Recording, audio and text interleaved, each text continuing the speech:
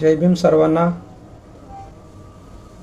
आज आपण खूप महत्त्वाच्या टॉपिक्सवर, जो की आजच्या निवडणुकीच्या काळामध्ये खूप महत्त्वाचा विषय आहे, त्या टॉपिकवर आपण चर्चा करण्यासाठी आपण आज या ठिकाणी एकत्र येत आहोत।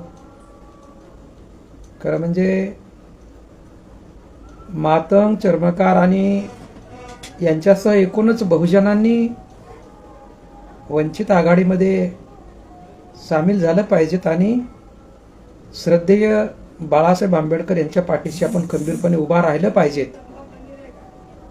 कशासाठी उभा राहिलं पाहिजेत या भूमिकेवर आपण या ठिकाणी तर चर्चा करणार आहोत। आपल्या सगळ्यांना हे माहिती आहे की या देशामध्ये अनादी कालापासून शोषण व्यवस्था चालू आहे।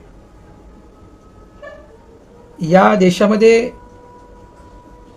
विशिष्ट वर्गाकडून, ज्याला आपण सवर्ण म्हणू, उच्चवर्णीय म्हणू, या सवर्णाकडून किंवा उच्चवर्गीयाकडून सातत्याने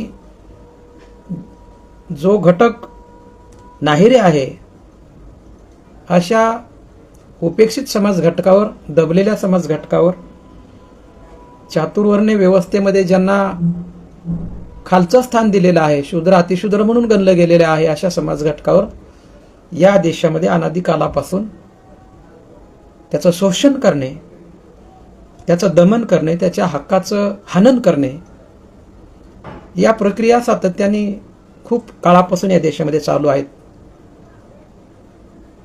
आणि मग विशिष्ट वर्गाकडून, या देशामध्ये विशिष्ट वर्गाकडून अर्थात सवर्णाकडून, इथल्या ज्यांना उपेक्षित समजलं गेलंय किंवा चातुर्वर्ण्य व्यवस्थेने ज्यांना शूद्र अतिशूद्र गणलं गेलेलं आहे, त्या समाज घटकाचं सातत्यानं शोषण केलं जातंय, त्याच्या अधिकाराचं दमन केलं जातंय, त्याच्या अधिकाराचं हक्काचं हनन केलं जातंय। हा या देशातला इतिहास आहे, आपल्याला माहिती आहे सगळ्यांना। आणि या दमनाच्या विरोधामध्ये, या जाती व्यवस्थेच्या विरोधामध्ये, या अधिकारांचं जे हनन होतं याच्या विरोधामध्ये सातत्याने आमच्या महापुरुषांनी आवाज उठवलेला आहे। केवळ आवाज उठवलेला नाही, तर आपल्या अख्खं जीवन जे आहे ते या कामासाठी त्यांनी समर्पित केलेलं आहे।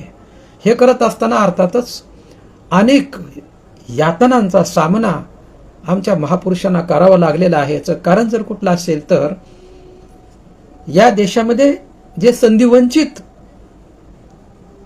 म्हणून वर्ग होता, जो हक्क आणि अधिकारापासून वंचित असलेला जो समाज घटक होता, त्या समाज घटकाला त्याचे अधिकार मिळाले पाहिजेत, अशा प्रकारचा आग्रह आमच्या अनेक महापुरुषांनी केलेला आहे। नव्हे तर तो त्यांचा लढा त्यांनी जो दिलेला आहे, त्याच्यासाठी त्यांनी टोकाचा संघर्ष केलेला आपण बघतो आहोत। आणि मग या मानवी हक्काच्या संरक्षणाला किंवा मानवी हक्काचं दमन होणार नाही, याच्यासाठी संवैधानिक तरतुदीमध्ये रूपांतर केलं ते डॉक्टर बाबासाहेब आंबेडकरांनी, ज्याचं नाव आहे की भारतीय राज्यघटना। आज आपण बघत आहोत की सगळीकडे आज भारतीय राज्यघटना धोक्यात आहे, अशा पद्धतीची चर्चा सगळीकडे सुरू झालेली आहे। आपण मातंग, चर्मकार, ओबीसींनी बाळासाहेबांच्या पाठीशी उभा राहिलं का पाहिजेत, हा विषय याच्यासाठी चर्चेला घेत आहोत की आज सगळीकडं, आणि त्यातल्या त्यात माझ्या निरीक्षणाप्रमाणे समाजवादी लोक आता पुढे आलेले आहेत आणि त्यांनी वेगाने हा विषय समाजामध्ये पसरवलेला आहे की बीजेपीला जर आपल्याला रोखायचं असेल तर काँग्रेसला सहकार्य केलं पाहिजे। अशा पद्धतीचं या देशामध्ये, या महाराष्ट्रामध्ये सातत्यानं मांडणी सुरू आहे आणि त्याचा अर्थातच समाजवाद्यांनी त्याच्यामध्ये खूप मोठा पुढाकार घेतलेला आहे। आता हा एक अत्यंत,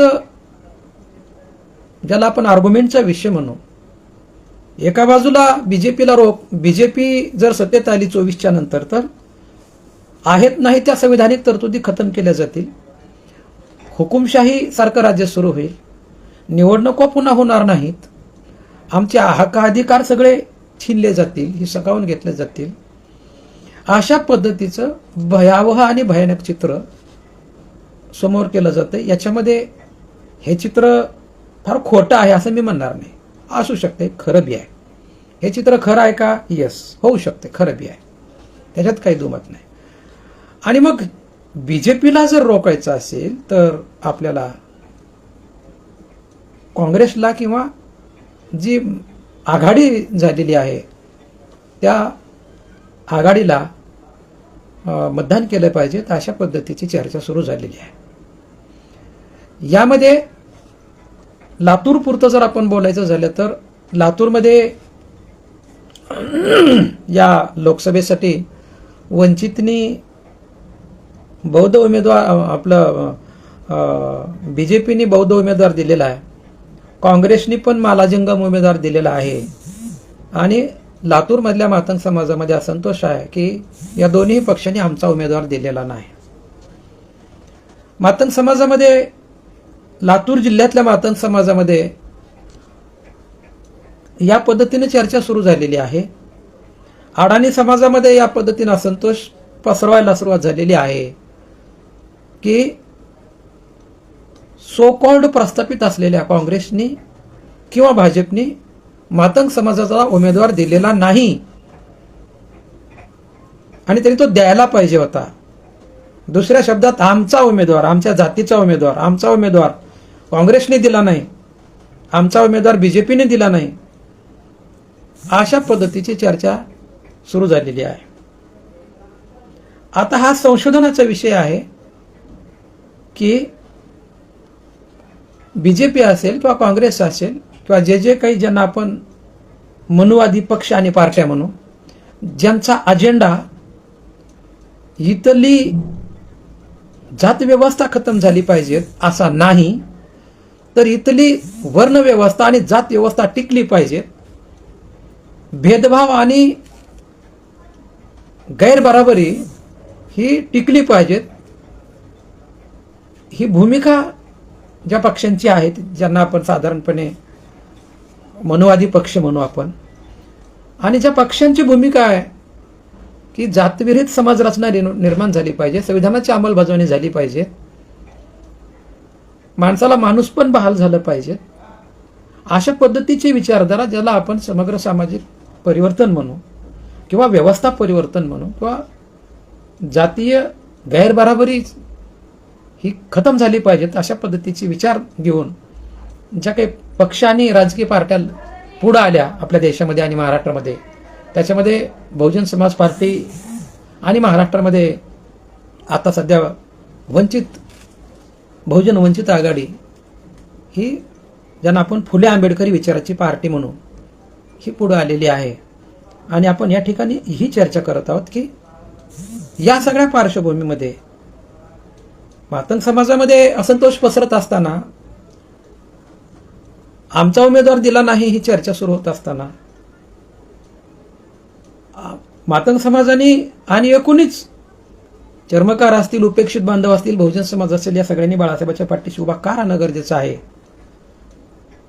तर मी आपल्याला नेहमीच हे सांगतो की या देशामध्ये आज आपण बघतो की जी काही सगळी चर्चा आहे ती एकतर विरोधी पक्ष मनुवादी ब्राह्मणवादी, सत्ताधारी पक्ष सुद्धा मनुवादी आणि ब्राह्मणवादी, आणि म्हणून बीजेपी आणि काँग्रेस ही त्यातल्या त्यात हे मिली जुली भगत आहे.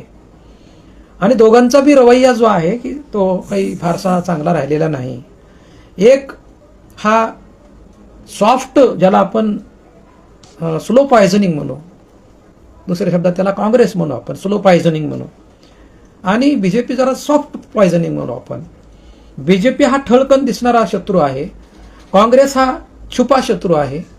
दोघांच्या बी ज्या भूमिका आहेत ह्या निश्चितपणाने दलित आणि बहुजनांची राजनीती ही कशी मागे राहील, दलित बहुजनाचं नेतृत्व, राजकीय नेतृत्व, दलित बहुजनांचं राजकीय नेतृत्व हे उदयाला येऊ नये, दलित आणि बहुजनांचा व्हाईस, राजकीय व्हाईस पुढे येऊ नये, अशा पद्धतीचा गुप्त अजेंडा सातत्यानं या मनुवादी पक्षांचा राहिलेला आहे.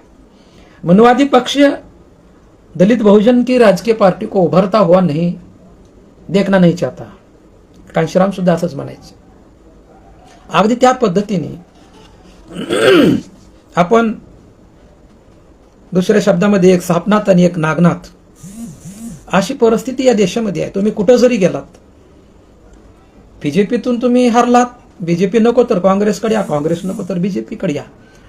अशा पद्धतीची जी भूमिका या देशामध्ये दोन्ही पक्षांनी आणि त्यातल्यात मनोवादी ब्राह्मणी पक्षांनी जी आपल्याला कोंडीत पकडलेला आहे, बहुजन राजनीतीला कोंडीत पकडलेला आहे, दलित राजनीतीला कोंडीत पकडलेला आहे, निश्चितपणाने हे या फार मोठ्या जाळ्यामध्ये आपण सगळे अडकत चाललेलो आहोत आणि अडकलेलो आहोत. या सगळ्या पार्श्वभूमीवर आपल्याला बाळासाहेबांचं नेतृत्व उभारताना दिसत आहे. बाळासाहेब स्वतःची पार्टी आणि पक्ष मजबूत करताना आपला दिसत आहे. बाळासाहेबांचे जर स्टेटमेंट आपण बघितले बारकाईनं तर बाळासाहेब असं म्हणतात की मला सोशल डेमोक्रेसी निर्माण करायची आहे. पक्ष स्थापन करून मला फार निवडून येण्याच्या किंवा मी सत्ता काही बी करून सत्तेत मी जावं अशी माझी भूमिका नाही, तर मला सोशल डेमोक्रेसी निर्माण करायची या देशामध्ये आणि महाराष्ट्रामध्ये, ही भूमिका बाळासाहेबांची आहे. त्या भूमिकेचं मी कौतुक करतो. तर सोशल डेमोक्रेसी काय भानगड आहे की या समाज घटकामधला जो वर्ग आहे, नाहिरे वर्गातला जो काही समाज घटक आहे, कुमकुवत वर्गातला, दलित बहुजनातला जो वर्ग आहे, की आता मी म्हणल्याप्रमाणे की दलित समाजाच्या, बहुजन समाजाच्या राजकीय पक्षांना किंवा राजकीय नेत्यांना इथली ब्राह्मणवादी व्यवस्था, इथल्या ब्राह्मणवादी पक्ष आणि पार्ट्या पुढं येऊ देऊ इच्छित नाहीत. आपण बघितलं असेल यूपीमध्ये बहिंजीला या सगळ्या लोकांनी त्यांच्या विरोधामध्ये एकत्र येऊन त्यांना सत्तेपासून लांब ठेवण्याचं काम यूपीमध्ये केलेलं आहे. आपल्याला तो इतिहास माहिती आहे. याही ठिकाणी तोच प्रयोग सुरू आहे महाराष्ट्रामध्ये सुद्धा. आणि त्याही सुद्धा परिस्थितीमध्ये बाळासाहेब हे आपला पक्ष, आपल्या समाज घटकाचा उपेक्षितांची एक वेगळी राजकीय ताकद बाळासाहेब उभा करू इच्छित आहेत. कारण आमच्या महापुरुषांनी आणि डॉक्टर बाबासाहेब आंबेडकरांनी त्यातल्या त्यात आपल्याला हे सांगितलेलं आहे, वारंवार हे सांगितलेलं आहे की राजकीय गुरुकिल्ली जी आहे, ही राजकीय चावी जी आहे, ही सगळ्या समस्यांचं समाधान करणारं ही एक मास्टर की आहे, चावी आहे. आणि त्या दिशेनं आपण गेलं पाहिजे. बाबासाहेब आंबेडकरांनी त्यांच्या हातीमध्ये आम्हाला इथल्या दबलेल्या लोकांना मताचा अधिकार मिळवून दिला. राणीच्या पोटातून राजा निर्माण होणार नाही, तर तो मताच्या पेटीतून राजा निर्माण होईल, याचं प्रावधान बाबासाहेब आंबेडकरांनी केलं. हे करण्यासाठी बाबासाहेबांना खूप खस्ता खाव्या लागलेल्या आहेत.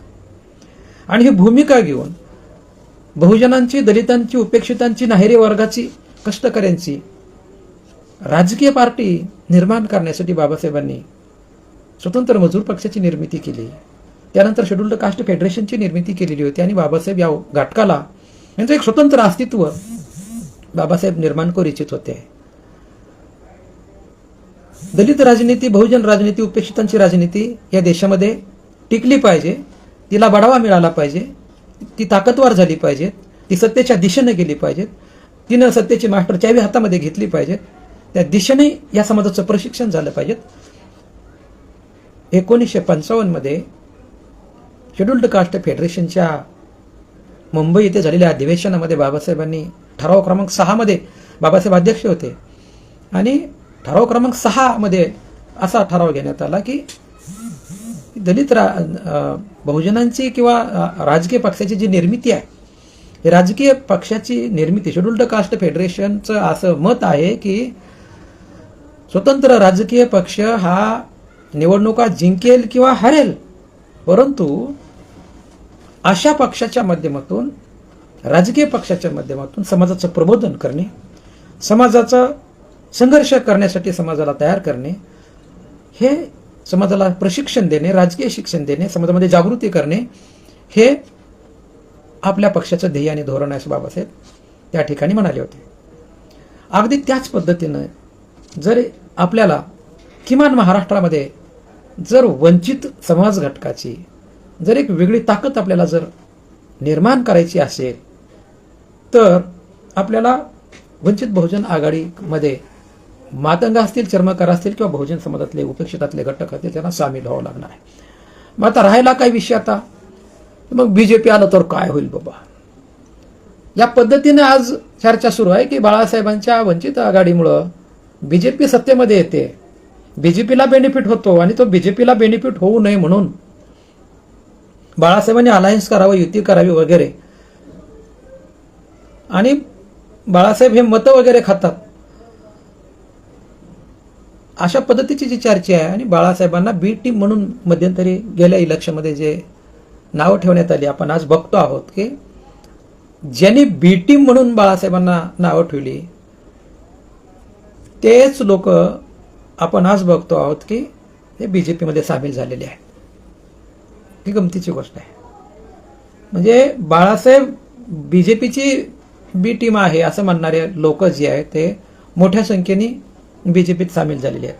आज आपण राजकीय पटलावर हे बघत आहोत महाराष्ट्राचं चित्र की या ठिकाणी शरद पवाराचा गट हा आदर झालेला आहे, ठाकरेंचा, उद्धव ठाकरेचा गट, अजित पवाराचा गट, हे तीन गट वेगवेगळे. आणि त्यांच्या तर आता काही पक्षांच्या त्या मान्यता आणि चिन्ह आलेले आहे. त्या सगळ्या पार्श्वभूमीवर वंचित आघाडीनं जे काही यश संपादन केलेलं आहे 19 मध्ये, जी मताची टक्केवारी मिळवलेली आहे 7, 7.5, 8% मताची टक्केवारी, आणि एकूण मतांचा जो आकडा आहे हा बाळासाहेबांच्या दूरदृष्टीचं निश्चितपणाने हे फलित आहे असं मला वाटतंय. आणि ज्यांना आम्ही आमचे म्हणत आहोत की जो रोष आज आपण बघतोय की आमचा उमेदवार म्हणून, तर संशोधनाचा हा विषय आहे की खरंच काँग्रेस पक्षाने दिलेला मातंग उमेदवार, मांग जातीतला उमेदवार हा मांग जातीचं प्रतिनिधित्व करू शकतो काय? खरंच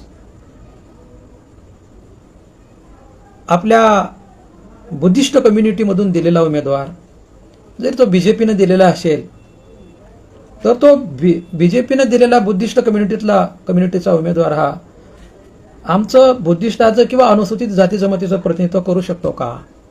तो कदापि नाही. या लातूरमध्ये जयंतराव आवळे हे काँग्रेसचे उमेदवार म्हणून निवडून आल्यानंतर ते सुस्पष्टपणे भाषणात म्हणाले होते की मी काही मांगाच्या मतावर निवडून आलेलो नाही, मला काँग्रेस पक्षाने तिकीट दिलं म्हणून मी निवडून आलेलो आहे. म्हणजे निवडून आलेले हे लोक स्वतःला त्या पक्षाचे प्रतिनिधी समजतात, जातीचे प्रतिनिधी समजत नाहीत. किंबहुना यांनी निवडून आल्यानंतर आपण बघतो की यांच्या कोऱ्या लेटर पॅडवरच्या सह्या हे तिथले त्या पक्षाचे पुढारी त्यांच्या मर्जीनं त्याचं वितरण करतात. हे पॉवरमध्ये असताना म्हणजे पोझिशनमध्ये असताना दिसतात आपल्याला त्या पदाच्या, पण हे खऱ्या अर्थानं पॉवरमध्ये दिसत नाही. आणि म्हणून अनुसूचित जाती जमातीमधून प्रस्थापित पक्षांच्या तिकिटावर निवडून गेलेले पुढारी, निवडून गेलेले नेते किंवा उमेदवार हे त्या अनुसूचित जाती जमातीचं प्रतिनिधित्व करतात काय संसदेमध्ये, सभागृहामध्ये? तर आपल्या सगळ्यांना माहिती आहे की संसदेमध्ये ते जांभळी द्यायला तोंड उघडतात किंवा कविता म्हणण्यासाठी ते तोंड उघडतात, हे आपल्याला सगळ्यांना माहिती आहे. आणि मग आम्ही अट्टहास का करावा की हा बीजेपीचा उमेदवार हा बौद्ध समाज घटकाने दिलेला आहे, काँग्रेसचा उमेदवार मातंग समाजाचा आहे, आणि मग आम्ही आमच्या जाती बघून आम्ही त्या उमेदवाराला मतं द्यायची? हे जे काही आपल्याला रिझर्व्ह मतदारसंघामध्ये दिसतंय खऱ्या अर्थानं घातक आहे. या सगळ्या पार्श्वभूमीवर मला आठवण आली म्हणून सांगतो की याच 1955च्या अधिवेशनामध्ये, मुंबईच्या शेड्युल्ड कास्ट फेडरेशनच्या अधिवेशनामध्ये हाही ठराव घेण्यात आला होता. तो ठराव आपल्या पुढे या ठिकाणी सांगणं आवर्जून आहे की शेड्युल्ड कास्ट फेडरेशनचं ही सभा किंवा ही बैठक शासनाला असं निर्देशित करते की निवडणूक लागण्यापूर्वी शक्य तितक्या लवकर अनुसूचित जातीसाठी दिलेले जे काही रिझर्वेशन आहे ते खतम करण्यात यावं. काय होतं ते? अनुसूचित जातीसाठी दिलेल्या राखीव जागा, आणि ते कुठले त्याच्यात वाक्य आहेत? लोकसभा, संसद, विधानसभा, जिल्हा आणि लोकल कमिटी याच्यामध्ये अनुसूचित जातीच्या घटकासाठी दिलेल्या राखीव जागा निवडणुका घोषित होण्यापूर्वी शक्य तितक्या लवकर बरखास्त करण्यात याव्या. हा ठराव आहे. हा ठराव आहे शेड्युल्ड कास्ट फेडरेशनने घेतलेला 55 मध्ये. बाबासाहेब अध्यक्ष आहेत या ठरावाचे. मला आपल्याला हे सांगायचं आहे की डॉक्टर बाबासाहेब आंबेडकर या सवलती, राजकीय सवलती हे अशा फार काळपर्यंत राहाव्यात या मताचे नव्हते बाबासाहेब आंबेडकर. या राजकीय सवलतीत ह्या रद्द करा अशा प्रकारचा शेड्युल्ड कास्ट फेडरेशनचा ठराव आपण लक्षात घेतला पाहिजे. ह्याच्यासाठी हे सांगितलं पाहिजे की राखीव मतदारसंघामधून निवडून आलेले प्रस्थापित पक्षाचे लोकप्रतिनिधी हे अनुसूचित जाती जमातीचं प्रतिनिधित्व करत नाहीत, तर ते त्या पक्षाचं प्रतिनिधित्व करतात. आणि म्हणून आमच्या समाजाची भोळी भाबडी अपेक्षा आहे आमचा उमेदवार नाही तर तुमचा नाही, तो तुमच्यासाठी काही करू शकत नाही. काय तो संसदेमध्ये अनुसूचित जाती जमातीसाठी वेगळं प्रावधान करण्यासाठी तो तोंड उघडू शकतो? तो तिथल्या मालकाच्या इशाऱ्यावर तो तिथं वागतो. मालकाने त्याला सांगितले सभागृहात जायचं, गप बसून वापस यायचं, काही बाकीचं शहाणपणा बोलायचं नाही.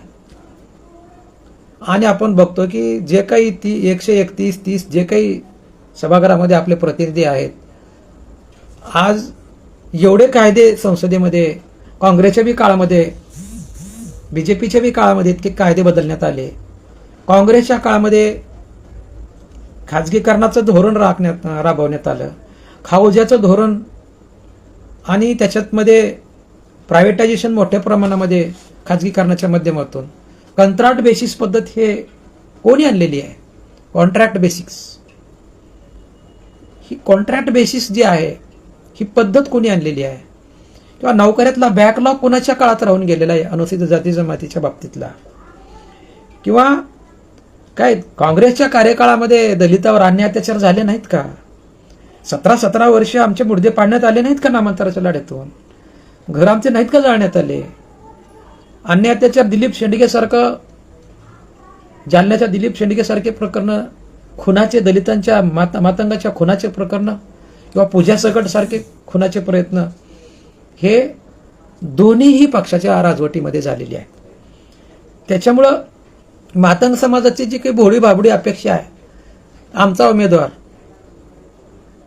किंवा बौद्धांची जी अपेक्षा आहे की बीजेपीतला किंवा काँग्रेसमधला उमेदवार आमचा आहे, तर त्याचे ते चुकीचं आहे. हे सिद्धांताच्या पातळीवर कुठेही नियमात बसू शकत नाही. आणि म्हणून या देशामध्ये जर आपल्याला उपेक्षितांचा, बहुजनांचा जर व्हॉइस बुलंद करायचा असेल, राजकीय ताकद आपल्याला वाढवायची असेल, शक्ती निर्माण करायची असेल, दखलपात्र व्हायचं असेल, डिस्टर्बिंग व्हायचं असेल, तर आपल्याला कुठल्याही परिस्थितीमध्ये आपल्या स्वतःचं राजकीय संघटन हे मोठं करावं लागणार आहे. कारण आपल्या राजकीय संघटनेची, आपल्या राजकारणाची भूमिका जी आहे ही सत्ता मिळवणे नाही, तर सत्ता ही आमच्यासाठीचं एक प्रावधान आहे, एक साधन आहे. आणि सत्तेच्या माध्यमातून इथं समग्र सामाजिक परिवर्तन करणे हे आमचं अंतिम उद्दिष्ट आहे. सत्ता ही अंतिम नाही आमच्यासाठी. बहुजन राजनीतीसाठी सत्ता हे अंतिम उद्दिष्ट नाही, तर सत्तेच्या माध्यमातून समाज परिवर्तन हे आमचं उद्दिष्ट आहे. काय समाज परिवर्तन काँग्रेस बीजेपी यांचा अजेंडा आहे? काय हे मनवादी पक्ष इथली जाती व्यवस्था खतम करू इच्छितात? काय इथली व्यवस्था मनवादी पक्ष आणि पुढारी उपेक्षितांच्या नौकरींची प्रावधानं, उपेक्षितांचे हक्क आणि अधिकार शाबित ठेवू इच्छितात? त्याचं उत्तर नाही आहे माझ्या मित्रांनो. आणि म्हणून आपण हे बघत आहोत की जे काँग्रेसने केलं तेच बीजेपीच्या लोकांनी केलं. ह्याच्यामध्ये फार काही वेगळं मानण्याची गरज नाही. आणि आमच्या एक गोष्ट लक्षात आली पाहिजे बहुजनांच्या, की काँग्रेस ही तरलेली आहे. कशावर तरलेली आहे? काँग्रेसचा काय बेस आहे? काँग्रेस ही दलित आणि मुस्लिमांच्या मतावर टिकलेली आहे. दलित आणि मुस्लिम हा काँग्रेसचा व्होटर आहे, बेस आहे. केवळ दलित आणि मुस्लिमांचा हा बेस असल्यामुळं आमची स्वतःची राजकीय शक्ती निर्माण होऊ शकत नाही. पाठीमागची अडचण ती आहे. आमची स्वतःची जर राजकीय शक्ती निर्माण करायची असेल आणि आपल्याला जर बलवान व्हायचं असेल, आपली जर राजकीय ताकद निर्माण करायची असेल तर आपलं पहिलं उद्दिष्ट असलं पाहिजे की काँग्रेस खतम झाली पाहिजे. याचा बेनिफिट बीजेपीला मिळणार आहे का? येस, मिळू शकतो, मिळणार आहे. पण त्या दिवशीची फाईट जी आहे ती आमची बीजेपी आणि आमची ही समोरासमोरची फाईट राहणार आहे. लढणे हे आमच्या नशिबात आहे. म्हणजे आमच्या बारक्यामध्ये म्हणतात ना मराठीत, म्हणजे पाचवीला पुजलेला म्हणतात. आपण ते पाचवी वगैरे आपण काही मानत नाही, सोडून द्या. परंतु आमचा जन्मच लढण्यासाठी आहे. कारण इथली व्यवस्था जोपर्यंत खतम होत नाही, जाती व्यवस्था जोपर्यंत खतम होत नाही, गैरबराबरी भेदभाव जोपर्यंत खतम होत नाही, तोपर्यंत संघर्ष हा आमच्यासाठी हा कायम आहे. हा संघर्षातून आमची मुक्तता नाही. आणि म्हणून याला रोखण्यासाठी त्याच्याकडे जा म्हणल्याने आपला उद्धार होणार नाही, मला वाटत नाही. वंचित बहुजन आघाडीनं 2019 मध्ये आपल्याला समारोपी याच्यामध्ये सांगतो की केवळ बाळासाहेब स्वतंत्र लढले आणि लढल्यामुळं आपण आज बघतोय की आज तुम्हाला मला सांगायला आनंद वाटेल की आज इतके व्हिडिओ आहेत बाळासाहेबांचे आणि वंचित आघाडीच्या कामकाजाचे की सगळीकडे आज वंचित आघाडीची चर्चा सगळीकडे सुरू झालेली आहे.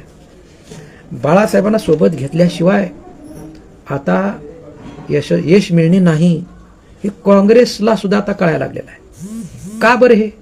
कारण कालच्या निवडणुकीमध्ये जवळपास 12 जागा हे आपल्या वंचितमुळं काँग्रेसला गमवाव्या लागलेल्या आहेत.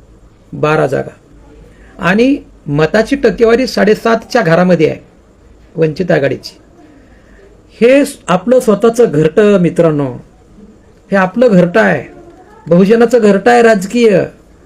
हे बहुजनाचं घरटं, हा प्लांट रोपटं, याला पाणी घालून आपल्याला मोठं करावं लागेल. आज जी चर्चा सुरू आहे सगळीकडं बाळासाहेबांच्या वंचित आघाडीची जी ताकद निर्माण झालेली आहे, ह्याचं फलित काय आहे? तर ह्याचं फलित केवळ बाळासाहेब स्वतंत्रपणे लढले आणि लढल्यामुळं आज दखलपात्र पार्टी झालेली आहे.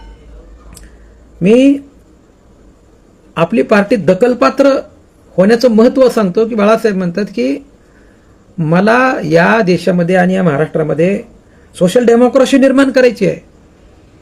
बाळासाहेबांना जर सत्ताच पाहिजे असते तर बाळासाहेब केव्हाच खासदार झाले असते, केव्हाच आमदार झाले असते, मंत्री पण झाले असते, सेटलमेंट करून मंत्री झाले असते. काय अडचणीचं नव्हतं बाळासाहेबासाठी. पण बाळासाहेबांनी सेटलमेंट कुठं केलं नाही. पण बाळासाहेबावर मात्र आरोप केले जात आहेत.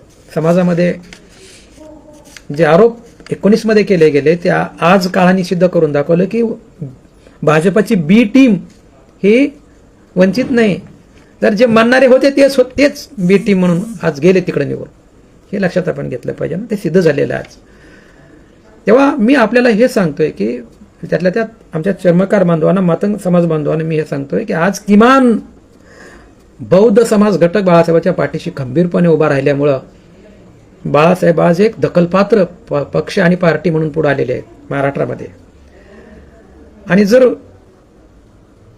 हे लोक जर तुमच्यासारखंच म्हणाले असते की आज जसं म्हणलं जातं की बीजेपीला रोखण्यासाठी काँग्रेसला सहकार्य करा, बाळासाहेब बीजेपीला फायदाच करून देण्यासाठी काम करतात वगैरे, हे सगळं मनोवादी लोकांनी पेरलेले षडयंत्र आहेत बघा. हे सगळं घुसवलंय समाजवादी लोकांनी आणि मनोवादी लोकांनी आमच्या लोकांच्या डोक्यात, जेणेकरून आमची पार्टी तयार होऊ नये, आमची ताकद तयार होऊ नये. आणि मी आपल्याला स्पष्टपणे सांगतो की बीजेपीला रोखलं पाहिजे का? तर हो, रोखलं पाहिजे. पण बाळासाहेब हेही म्हणतात की बीजेपी सत्तेत आल्यानंतर आम्हाला भिडू नका, कारण पहिले जेलमध्ये जाणारे तुम्ही आहेत. बाळासाहेब त्यांच्या भाषणात म्हणतात बघा की बीजेपी सत्तेत आली तर तुमच्या प्रॉपर्टी आणि तुमच्या पाठीमागे ईडी लागणार आहे, तुम्ही जेलमध्ये राहणार आहेत. तुम्ही म्हणजे हे घटक पक्ष जे आहेत, हे जे बाळासाहेबांना सन्मानाने बोलवत नाही, त्यांना धोका आहे जास्त. आपल्याला काय धोका आहे? आम्ही तर आमचा जन्मच लढण्यासाठी झालेला आहे, संघर्षासाठी झालेला आहे. आणि म्हणून संघर्ष तर कालही आमच्या वाट्याला होता, तो आजही आहे आणि आमच्या वाट्याला तो उद्याही राहणार आहे. त्या संघर्षात यश मिळेपर्यंत आम्हाला लढावं लागणार आहे. आणि या देशाचा इतिहास हा क्रांती आणि प्रतिक्रांतीचा इतिहास आहे. आता आपल्याला प्रतिक्रांती आलेली आहे तर क्रांती करण्यासाठी आपल्याला सज्ज व्हावं लागणार आहे. आणि आपलं संरक्षण हे इतर कोणी करू शकत नाही. आपलं संरक्षण आपल्यालाच करावं लागणार आहे. बऱ्याच वेळेस युत्या झाल्यामुळं दलितांची युती झाल्यामुळं काय झालं भानगडी सांगतो मी, की दलितांनी युती केल्यामुळं 2-3 ठिकाणी ते मोहरके लोक निवडून आले, पण त्या पक्षाचे अख्खे कार्यकर्ते जे आहेत सगळीकडचे ते झोपवले गेले. ते बिचारे नाविलाजाने त्या काँग्रेस पक्षात, त्या राष्ट्रवादी पक्षामध्ये त्या ठिकाणी ते विलीन झाले. त्या पक्षाला त्यांना मोठं करावं लागलं, तिथं मतदान करावं लागलं. बदल्यात 1-2 जागांवर आमच्या लोकांना समाधान मानावं लागलं, 1-2 आमचे खासदार झाले, पण त्यामुळे आमचा राजकीय पक्ष म्हणून उदयाला येऊ शकेल का? आमची व्होट बँक तयार होईल का? आमची चळवळ, राजकीय शक्ती आणि चळवळ उभा राहील का? हे सगळे संशोधनाचे मुद्दे आहेत मित्र. आणि म्हणून बाळासाहेब कधी कधी जो मोह घेतात की स्वतंत्र आम्हाला निवडणुका लढायची आहेत, हा मोह त्या अर्थाने मला खूप, त्यांनी घेतलेली जी काही भूमिका आहे मला त्या अर्थाने खूप महत्त्वपूर्ण वाटते, की यामुळं आमचं व्होट ऑफ पर्सेंटेज वाढणार आहे, आमची चळवळ गतिमान होणार आहे. आमच्या राजकीय पक्षाचा उद्देश लोकांना प्रबोधन करणे, लोकांना संघर्ष करायला तयार करणे, शत्रू आणि मित्राची ओळख करून देणे आहे. आणि त्यासाठी आम्हाला राजकीय पक्षाची गरज आहे, तो आमचा अजेंडा आहे. आमचं राजकारण कमी आणि आमचं समाजकारण जास्त आहे. राजकारणाच्या माध्यमातून ही भूमिका घेऊन आमचे पक्ष, बहुजनांचे पक्ष जे आहेत ते काम करत असतात. पण आपले काही लोक आपल्या बहुपेक्षितांचं राजकीय पोधा किंवा ज्याला आपण म्हणू राजकीय रोपटं हे लावल्याबरोबर उपटून फेकण्याची भाषा करतात. लावल्याबरोबर त्याला खतपाणी घालणे तर लांबच, पण ते उपटून फेकण्याची भाषा करतात. आणि तसं जर झालं तर आपली जी काही ताकद आहे ती आपली ताकद निर्माण होऊ शकणार नाही. त्याच्यामुळं बाळासाहेबांच्या पाठीशी मातंगच काय, चर्मकार असतील, अनुसूचित जाती जमातीतले सगळे घटक असतील, बहुजन असतील. कारण बाळासाहेबांचा पक्ष निवडून आल्यानंतर, बाळासाहेबांचे उमेदवार संसदेत गेल्यानंतर निश्चितपणाने ते एका जातीसाठी कायदा करणार नाही, तर ते अनुसूचित जाती जमाती आदिवासीसाठी कायदे करतील ना. ही गोष्ट आपण समजून घेतली पाहिजे. बाळासाहेबांच्या पक्षातून निवडून जाणारे जे खासदार आहेत किंवा आमदार आहेत, हे सगळे लोक निश्चितपणाने आपल्या समाजासाठी, उपेक्षित समाज घटकासाठी जे प्रावधानं करतील आणि आपल्या अन्याय अत्याचाराच्या विरोधामध्ये ते तिथं आवाज उठवतील, जे प्रस्थापित पक्षाचे पुढारी करू शकत नाही. प्रस्थापित पक्षाचे पुढारी दलित असतील, अनुसूचित जाती जमातीचे असतील तरी ते सभागृहामध्ये आवाज उठवू शकत नाहीत, कारण त्यांचा धनी वेगळा आहे. पण वंचितचे उमेदवार असतील, बहुजन समाज पार्टीसारख्या पक्षाचे उमेदवार असतील, ते जर निवडून गेले तर निश्चितपणाने सभागृहामध्ये आवाज उठवल्याशिवाय राहत नाहीत. हा इतिहास आहे, आपण लक्षात घेतला पाहिजे. आणि म्हणून माझं सगळ्यांना नाव आहे, मातंग समाज तर आहेत, मातंग समाजामध्ये जी काही बाळासाहेबांच्या पक्षाकडे बघण्याची जी काही भूमिका आहे, आम्ही काँग्रेसला मतदान करू पण बाळासाहेबांना करू, हे मित्रांनो घाताच्या दिशेने चाललेलं. आम्ही आमचा घात करून घेत आहोत. आम्ही नाशाच्या दिशेनं आमचे पावलं चाललेले आहेत. अज्ञानापोटी, असूयपोटी असतील, अज्ञानापोटी असतील, किंवा ब्राह्मणी व्यवस्थेने काही डोक्यामध्ये आमच्या भरल्यामुळे असतील, त्यामुळं आमचा नाश ओढवला जाणार आहे. हा जर आपला थांबवायचा असेल आणि एक आमची राजनीती, एक स्वतंत्र आमची राजनीती म्हणून आम्हाला जरा पुढे यायचं असेल, ती आली पाहिजे असं जर वाटत असेल, तर आपल्याला आता घातलेल्या इलेक्शनमध्ये वंचित बहुजन आघाडीला आपल्याला या ठिकाणी मोठं करावं लागणार आहे, त्याला बळ द्यावं लागणार आहे. दखलपात्र पार्टी झालेली आहे, मोठ्या संख्येने वोटिंग वाढलेली आहे, अनेक उमेदवारांना वंचितनं पाडलेलं आहे, वंचितची सगळीकडे चर्चा सुरू झालेली आहे, वंचितचा सगळीकडे दबदबा सुरू झालेला आहे. तो दबदबा आणि ती ताकद आपल्याला अशीच पुढे घेऊन वाढवत पुढे घेऊन जाणं गरजेचं आहे असं मला या ठिकाणी वाटतंय. आणि म्हणून या पक्षाच्या पाठीमागे आपण आपल्या सगळ्यांचं प्रतिनिधित्व करणारा हा पक्ष, दलितांचं, उपेक्षितांचं, बहुजनाचं, मातंगाचं, चर्मकारांचं, भटक्या विमुक्तांचं, आदिवासींचं, मुस्लिमांचं प्रतिनिधित्व करणारा पक्ष म्हणून या पक्षाकडे आपण बघितलं पाहिजेत. आणि प्रस्थापित पक्ष जे काही दारू आणि मटणाची खैरात करतात, त्या दारू आणि मी फेसबुकवर लिहिलेलं आहे की लोकतंत्र में वोट बेचना बेटी बेचने समान है. तर ही गोष्ट आपण लक्षात घेतली पाहिजे, कारण हे करण्यासाठी काय बाबासाहेबांनी तुम्हाला मताचा अधिकार दिला. आज सुद्धा आपण अत्यंत खेदाने म्हणावं लागतंय की आज सुद्धा घराणेशाही जोपासलेल्या काँग्रेसच्या राजवटीमध्ये एकाच घराण्यामध्ये जर सत्ता 40 वर्ष जर येत असेल, तर इथल्या कॉन्स्टिट्यूशनला आणि लोकशाहीला काय महत्व उरते मला सांगा, काय महत्व आहे? बाप मेला तर मुलगा, मुलगा मेला तर त्याचा मुलगा, या पद्धतीनं जर घराणेशाहीची जोपासना करण्यात आली असेल तर डेमोक्रेसी कुठं राहिलेली होती? जर राजा हा राणीच्याच पोटातून येत असेल 40-40 वर्ष, तर डेमोक्रेसी कुठं आहे या ठिकाणी मग?